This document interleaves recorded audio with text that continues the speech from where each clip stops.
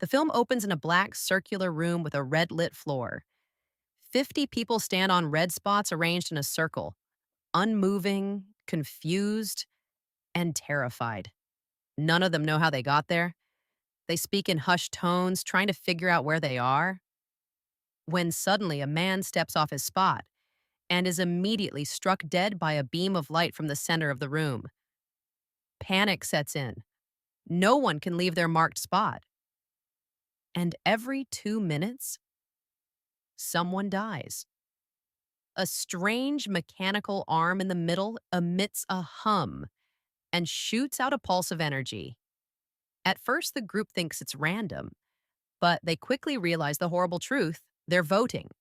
A small hand gesture allows each person to silently cast a vote, choosing who among them will die next. There's no escape, no rules, no mercy. The only way out is to be the last person standing.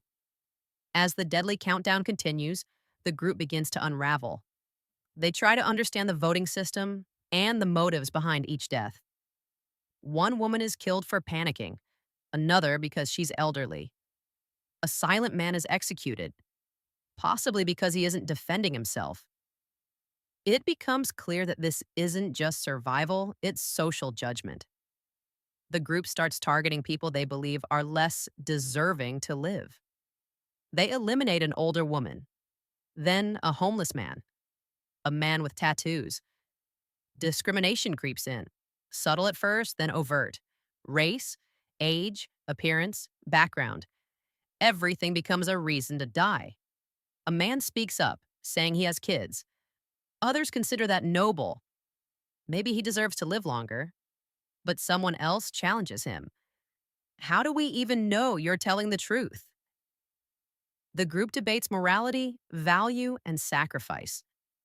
It's not just a game, it's a social experiment turned deadly.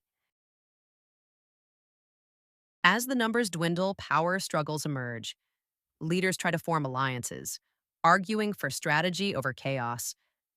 A man proposes they start voting off older people to save the young. The logic? They've lived longer. It works at first. But soon, someone suggests a different rule: eliminate parents to save those without families. Then someone proposes saving a pregnant woman. Shouldn't two lives be worth more than one?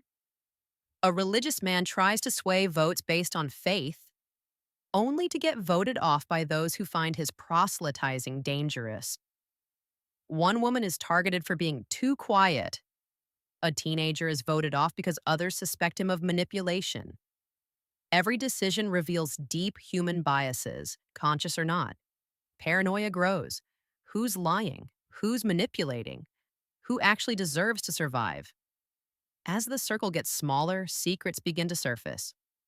One man, Eric, emerges as a voice of reason. He advocates for fairness, logic, humanity. Another man, the soldier, tries to protect the pregnant woman. But soon the group realizes not everyone is being honest. A banker lies about being married. A woman fakes sympathy to gain favor. One man is suspected of being a sex offender after someone recognizes him. The votes grow more personal, more emotional.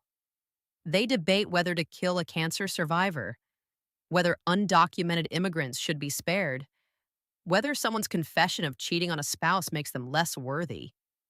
No one is innocent. No one is safe. Every argument becomes a test of character and a gamble with death. It's no longer about winning. It's about deserving to win, or at least appearing to. With only a handful of people left, the tone shifts from morality to strategy.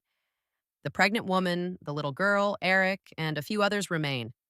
The group tries to protect the child and the pregnant woman, but only one can ultimately survive. So a new question arises. Should they sacrifice themselves so the girl or baby can live? Some agree. Others pretend to. Eric watches. In the final moments, he manipulates the votes so that only he, the little girl, and the pregnant woman remain.